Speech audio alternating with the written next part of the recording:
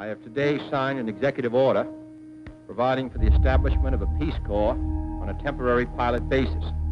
I'm also sending to Congress a message proposing authorization of a permanent Peace Corps. This Corps will be a pool of trained men and women sent overseas by the United States government or through private institutions and organizations to help foreign countries meet their urgent needs for skilled manpower.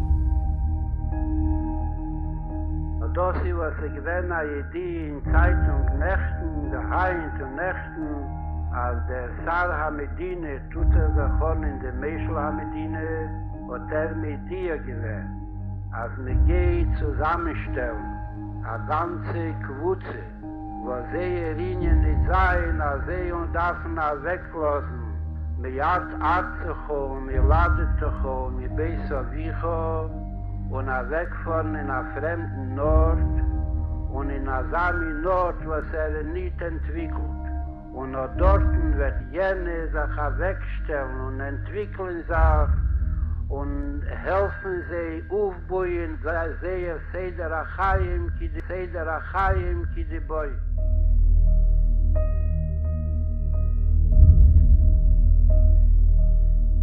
Boarding my first flight from New York to Accra, handing my ticket at the gate, the officer looks me up and down and he goes, "Are you sure you're going to Ghana?" I said, "Yeah, I'm going to Ghana." It was at that moment that I realized that you don't come to Ghana unless you have a real reason. Whether you're an aid worker coming to help the local population, a businessman looking for business, or the Rebbe Shluchim who is searching for diamonds in Africa.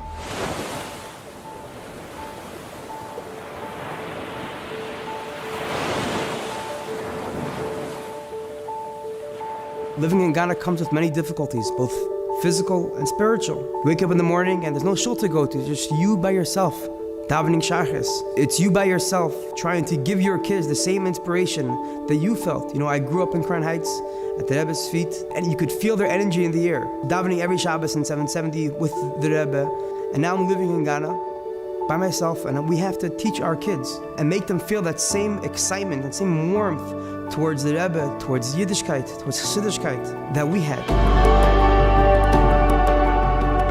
Ich war ein paar Jahre Zeit, als wir mit dir dafür haben, vor zu Aiden, was nicht nur ein Feld, nur weiß auch viele nicht auf dem Feld, und sei dort nach Tag, eine Woche, ein Chedesh, ein Jahr, 10 Jahre, der Rebesteller und Schleißer Leid, Tomo, und wie viele Jahre wir dafür haben, arbeiten wird die dort geben, und von deinen Jahren wird gar nicht fehlen. The Rebbe compares Shluchim to a lighthouse, that just by living there, they illuminate their entire surroundings. And this means so much more when you're talking about Africa, where the darkness is so thick and the loneliness is so deep. And a Jewish person can tell himself, who's going to remember me here?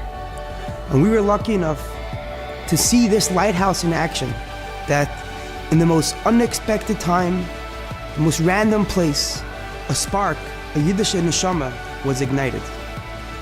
People were connecting here. Some were more observant, less observant, not observant at all, but they all knew that they had a Jewish neshama. When you're here, you're Jewish.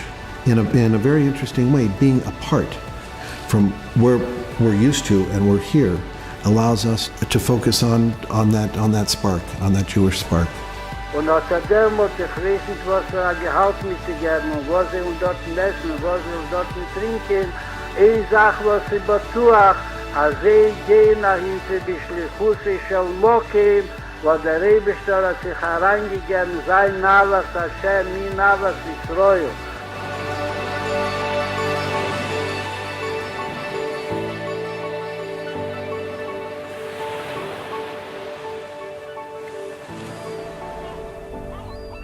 One Thursday afternoon, I was at the Accra Mall doing my pre-Shabbos shopping in ShopRite, and I see a young man looking at me. So in typical Jabad Shliach style, I approached him, and he asks me, "Are you a rabbi?" And I said, "Nah, I just like dressing like this." So we had a good laugh, and he tells me that this is the last place in the world that he expected to meet a fellow Jew, and definitely not a rabbi. And I told him, you know, we actually have a shul over here, we actually have services. And then he tells me that he's a Peace Corps volunteer.